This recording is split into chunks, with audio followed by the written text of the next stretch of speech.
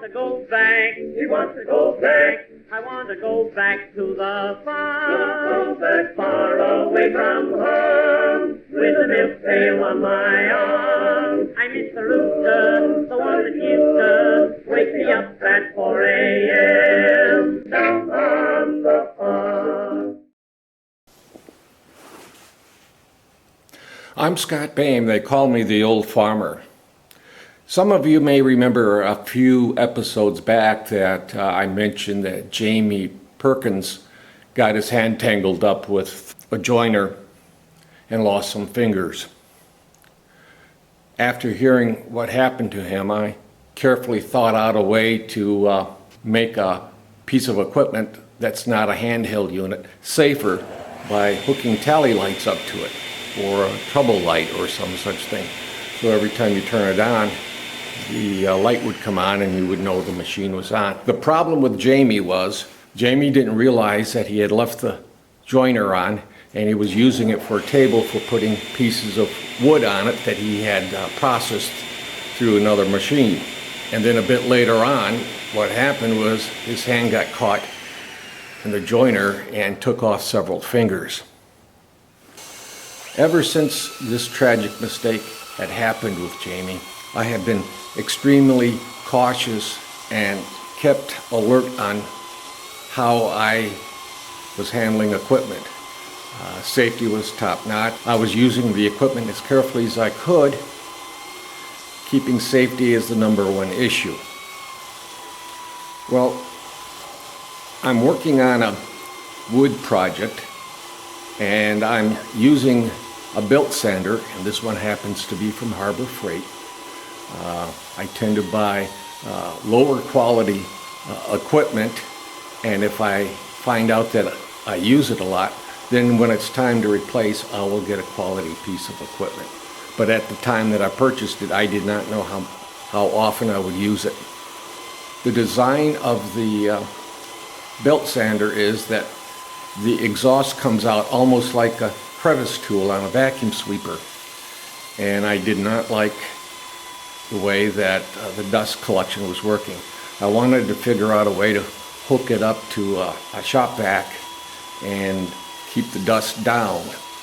I had an extra rubber boot that I could use, and I crimped that down as tight as I could, and it sealed around the exhaust of the belt sander.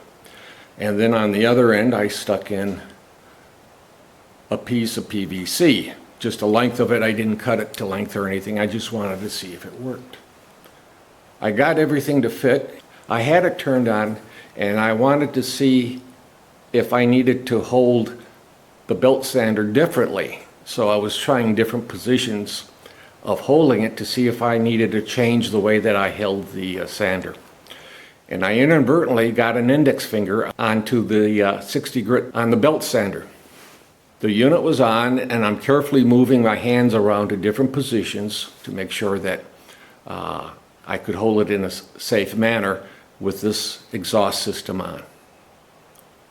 And I inadvertently got an index finger across the sandpaper. It was 60 grit sandpaper, and it was on, and it did a good chew on my finger. Didn't take it down to the bone or anything. It wasn't even close to the injury that Jamie Perkins received with his joiner.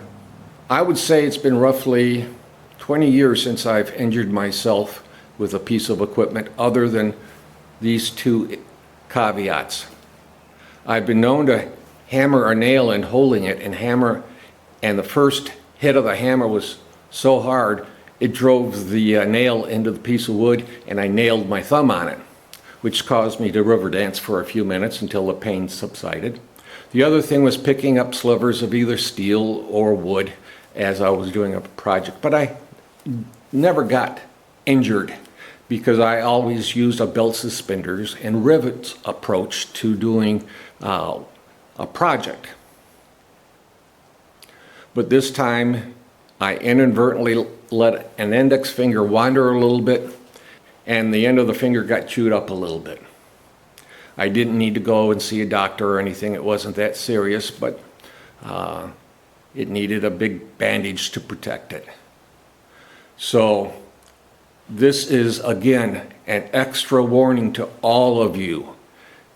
No matter how careful you are, try to be even more careful when you're doing your projects, because it takes probably, with my finger, I would say it was maybe a quarter of a second on that sandpaper before I had it off, but it did a little bit of damage. So always keep safety as the #1 issue in your mind. Well, this is the old farmer, Scott Bain, saying, be well.